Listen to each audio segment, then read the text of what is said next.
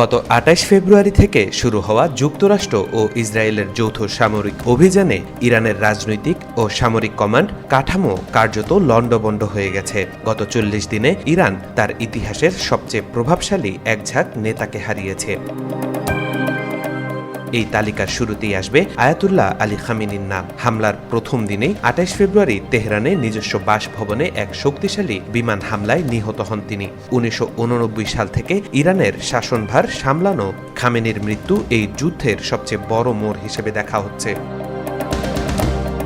Ali Larijani ইরানের কূটনীতি ও কৌশলগত সিদ্ধান্তের অন্যতম কারিগর। লারিজানিও প্রথম দফার হামলায় নিহত হন। তার মৃত্যু তেহরানের আন্তর্জাতিক যোগাযোগ ও কৌশল নির্ধারণে বড় ধাক্কা দিয়েছে।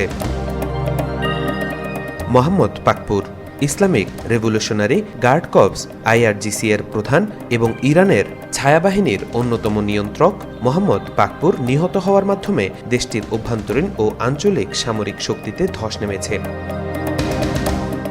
আব্দুল রহিম মৌসাভি ইরানের সামরিক বাহিনীর সমন্বয়কারী ও প্রধান সেনাপতি মৌসাভি তেহরানে শীর্ষ পর্যায়ের এক বৈঠকের সময় ইসরায়েলি গোয়েন্দা তথ্যের ভিত্তিতে পরিচালিত হামলায় প্রাণ হারান।